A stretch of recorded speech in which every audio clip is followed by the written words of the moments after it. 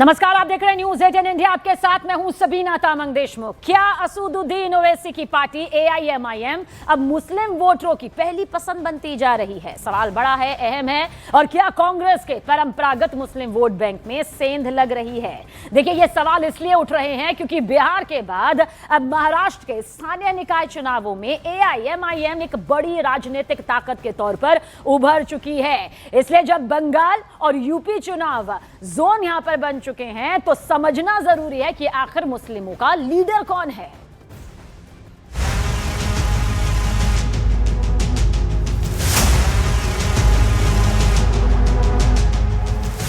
देश की सियासत की नई तस्वीर ये बता रही है कि मुस्लिम राजनीति की दावेदार मानी जाने वाली बड़ी पार्टियों के समीकरण अब बदलने लगे हैं।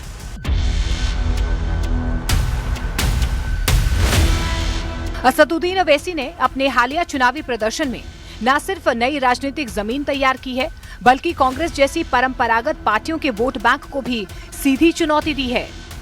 बिहार से लेकर महाराष्ट्र तक एआईएमआईएम का उभार इस संकेत दे रहा है कि मुस्लिम वोटर अब नेतृत्व और प्रतिनिधित्व के सवाल पर नए विकल्प तलाश रहे हैं।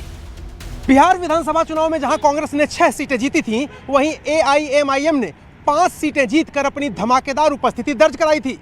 यही नहीं, हालिया संपन्न महाराष्ट्र स्थानीय निकाय चुनाव में भी ओवैसी की पार्टी ने जबरदस्त जीत दर्ज की, जिससे सभी समीकरण उलट-पुलट हो गए।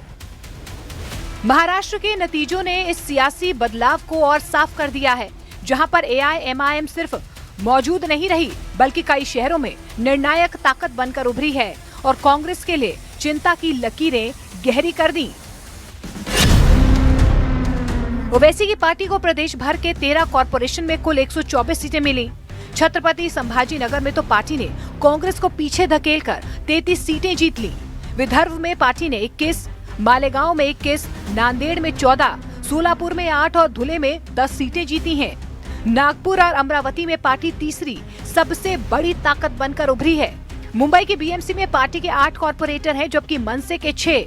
यहाँ पार्टी ने पवार के दोनों गुटों से ज्यादा सीटें हासिल की हैं। इन नतीजों के बाद एआईएमआईएम पर लगाए जाते रहे वोट कटवा और बीजेपी की बी टीम जैसे आरोप कमजोर पड़ते नजर आ रहे हैं। वहीं कांग्रेस को अब सेकुलर वोटों को एकजुट रखने की चुनौती साफ नजर आने लगी है, खासकर तब जब अतीत में वही कांग्रेस ओवैसी पर तीखे आरोप लगाती रही है। याद कीजिए, जब इसी कांग्रेस ने बिहार में ओवैसी की 6 सीट की मांग को खारिज कर इन पर बीजेपी के लिए काम करने का आरोप लगाया था। पूरे महाराष्ट्र के अंदर आधे से भी कम सीटें एनडीए जीता है। वो जितना चाहे शोर मचाए, लेकिन विपक्ष ने वही गलती की है जो दिल्ली में की थी। ये भारतीय जनता पार्टी का कल्चर है। अगर बीजेपी को हराना है तो विपक्ष के सारे दलों को एक साथ आना होगा। ओवैसी का सियासी सफर नया नहीं है। वो यूपीए सरकार को समर्थन दे चुके हैं और कभी गठबंधन का हिस्सा भी रहे हैं। लेकिन प्रधानमंत्री नरेंद्र मोदी के उभार के बाद ध्रुवीकरण के डर से कांग्रेस ने उनसे दूरी बना ली। कांग्रेस की रणनीति हिंदू और मुस्लिम दोनों सेकुलर वोटर्स को साधने की रही है, मगर अब मुस्लिम वोटर जिस तरह ओवैसी की मुखर मुस्लिम नेतृत्व की राजनीति के साथ खड़े नजर आ रहे हैं, उसने पार्टी की गणित बिगाड़ दी है। यही वजह है कि कांग्रेस नेताओं का एक गुट असदुद्दीन ओवैसी या बदरुद्दीन अजमल जैसे मुस्लिम नेताओं के खिलाफ बेहद सख्त रुख अपनाने से बचने की सलाह दे रहा है। असम में लगभग 35% और पश्चिम बंगाल में लगभग 27% मुस्लिम वोटर हैं जो निर्णायक हैं। और असदुद्दीन ओवैसी और बदरुद्दीन अजमल जैसे नेताओं के इन राज्यों में उभार ने कांग्रेस को अपने रुख पर दोबारा सोचने पर मजबूर कर दिया है। Arun Singh, news 18 India, Delhi. और देखिए, देश की मुस्लिम राजनीति में एक साफ साफ बदलाव यहां पर नजर आ रहा है। जो वोट बैंक लंबे वक्त तक कांग्रेस, समाजवादी पार्टी और टीएमसी के साथ जुड़ा रहा, वहां अब असदुद्दीन ओवैसी की एआईएमआईएम लगातार अपनी पकड़ मजबूत करती दिखाई दे रही है।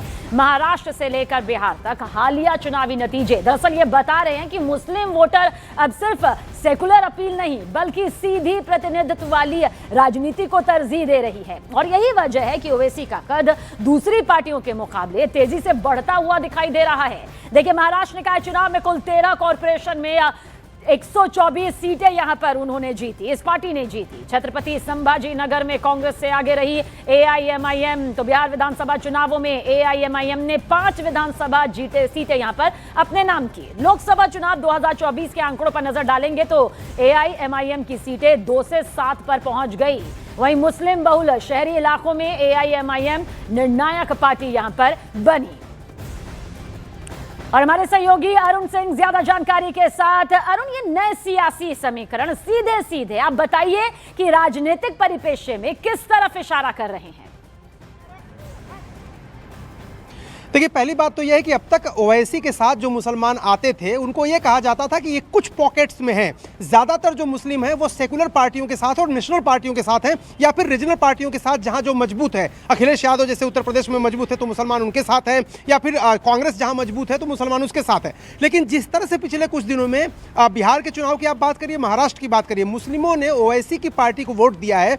ऐसे में कांग्रेस के लिए मुश्किल है। पहली मुश्किल यह है कि सेक्युलर वोटों का बंटवारा हो रहा है। जो कांग्रेस सेक्युलर राजनीति करती है तो कांग्रेस कमजोर होगी, ओवैसी बढ़ेंगे, और जैसे ही ओवैसी बढ़ते हैं भारतीय जनता पार्टी के लिए बहुत आसान हो जाता है। कांग्रेस के कई नेताओं का मानना है कि ध्रुवीकरण करना, जैसे ही ओवैसी भाषण देते हैं, पूरे देश का दौरा करते हैं और जो बातें वो कहते हैं बुर्के वाली देश की प्रधानमंत्री बनेगी, भारतीय जनता पार्टी को यह चांस मिलता है कि वो हिंदू वोटों को और ज्यादा मजबूत करे, इकट्ठा करे, एकजुट करे। और यही कांग्रेस पार्टी की चिंता है, जिसके लिए कांग्रेस ने यह रीथिंक करने की बात कही। देखिए, असदुद्दीन ओवैसी यूपीए की सरकार के साथ थे, असदुद्दीन ओवैसी कांग्रेस के साथ रहे हैं, ऐसी बात नहीं कि वो नहीं थे।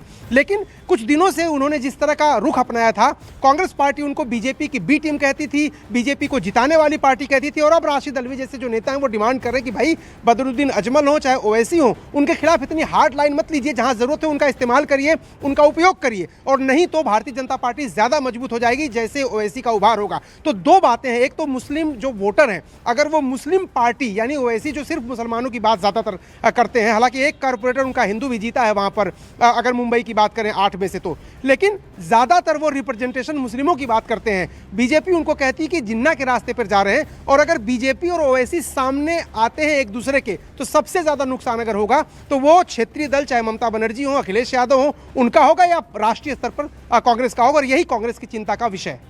बहुत बहुत शुक्रिया अरुण जानकारी के लिए। देखिए,